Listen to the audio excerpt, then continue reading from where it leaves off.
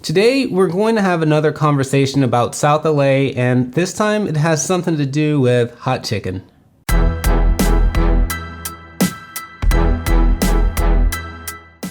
Hey guys, and welcome back to another episode of the South LA Recap. Don't forget to like and subscribe to learn more about LA and South LA on the regular. Today, we're going to take a look at the highlights of a conversation I had with Kim Prince, the owner of Hotville Chicken in Leimert Park. Started in 2017, Hotville Chicken is a new restaurant making big waves in South LA and LA. You may remember Ari and I visiting this restaurant in an earlier food crawl across Crenshaw Boulevard. In this particular conversation, we spent a moment talking about what it means to be a business owner in South LA and how COVID-19 impacted her operation as a business owner. So let's jump into the highlights now. So Kim, how are you doing today? I'm doing well, Eric. Thank you for having me. Great. So let's jump into these questions here. So the first one is, how does it feel to be a business owner in South LA? What's rewarding about it? And why did you choose to establish a business right here? That's a very loaded question, but I am excited about being a business owner, particularly a restaurant owner in South LA. I started off as a pop-up, so I was very intentional about where we were going to land our first permanent nest. I did it in my own backyard. I left Nashville and moved to LA. I wanted to find a space that was welcoming and inviting to not only our food concept, Nashville Hot Chicken, being authentic Nashville, but a space that I was familiar with. So we opened up right here where I work, play, eat, worship, all that good stuff. Baldwin Hills, Crenshaw Mall area. It's been very rewarding. It's like a warm Southern hug is the way I like to describe it. The community, very, very receptive. They can't handle hot chicken. They really can't handle it that well. But it has been really inviting. And it's as warm of a Southern hug as I expected it to be, because we have a Southern hug to give back. You know what I mean? We got one to give back. So it's been very rewarding in the sense that the community embraced it. We've been able to connect with leadership throughout the city. And we've been able to connect with other restaurant owners, particularly women restaurant owners throughout the city as well. So it's more than just frying chicken. It's more than what we were bringing to the table. You know, I wanted to make sure people get the transparent experience of what Nashville has to offer, the taste, the sounds, the whole flair, the essence of what being from Nashville is all about. You walk through our doors, you get the whole twang, got country music singing over the sound system. The ambiance is essential and every bit a part of what the business is. Yeah, my wife and I, we ate out on, I like to call it your porch. You guys have that nice fireplace out there. And you just look, you see the home with the shutters. You feel like you're in someone's backyard almost, or in the front of their house, just kind of enjoying chicken. And I really do appreciate just how much work you guys actually put into the atmosphere. It's not just chicken, but the whole experience. I think that's a great thing. Really indicative of what this space is supposed to be, a home where you can just relax.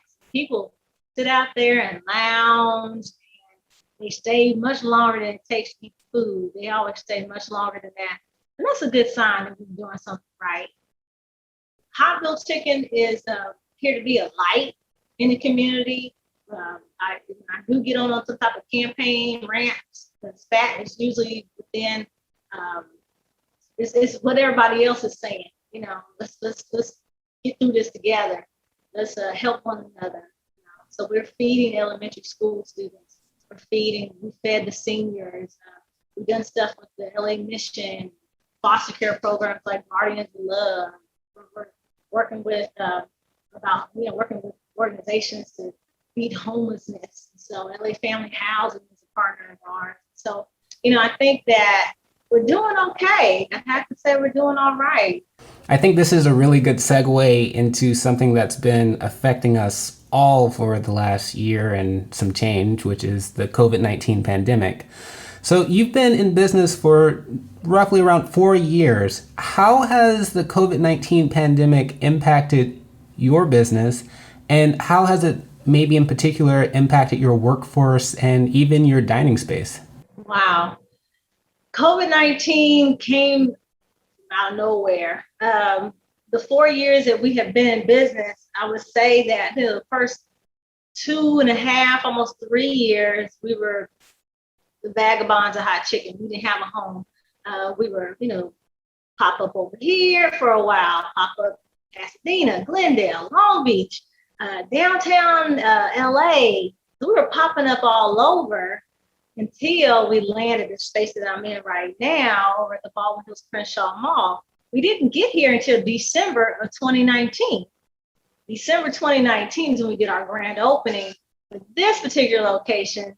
And then 3 months later, literally to the date, 3 months later, March 17th, is when we couldn't open up our dining room anymore. The other part of that is the fact that when COVID hit and closed everything down, you know what I did? I went back to the pop-up room. My mind said, go back and do what you used to do. We were used to takeout. We were used to disposable wares and quick turnover service. So it's just chicken and it's fried. We know how to time that. So COVID, while it did hurt, don't get me wrong, and it's still been a struggle dealing with COVID. All the restrictions and the adjustments and legislation and they're the sting of what COVID has done to the restaurant industries and others, of course, other industries, because it's like a snowball effect. Every industry has been impacted by COVID-19. My workforce, they looked at me and said, well, Miss Kim, what are we going to do? Does that mean we have to close our doors? I said, it just means close off the dining room. We're going to keep frying chicken. And so I just, got on the phone. I talked to all my vendors. They were going through similar struggles. It was hard to get paper goods. It was hard to get the PPE that we needed, our protective, personal protective equipment, gloves and masks. I'm like, we didn't need masks before this. We had gloves. Then there became a glove shortage all of a sudden because everybody across the country needed gloves.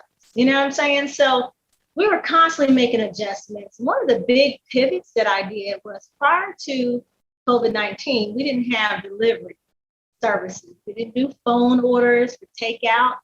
You can come in and order and get it to go, but you couldn't call it in and get a to go order. We had no delivery platform whatsoever because we had only been around for 3 months. And then when everything closed down, I got on the phone with a delivery provider that I had confidence in. I had confidence in more than them being able to just pick our product up and get it delivered to the right place. But they had a savvy about them because I was a consumer. I was a customer of theirs as well. And so when I had tried others, this one I had confidence in. So we partnered with Postmates, which is now owned by Uber Eats. So now we deliver on both platforms. They're synonymous now. Postmates was very receptive. They came in quick too. No delays. No, they instantly started putting our menu up. It was such an easy, user-friendly transition that, it's just like, I love having Postmates being a part of a delivery partner. So that was one of our big pivots.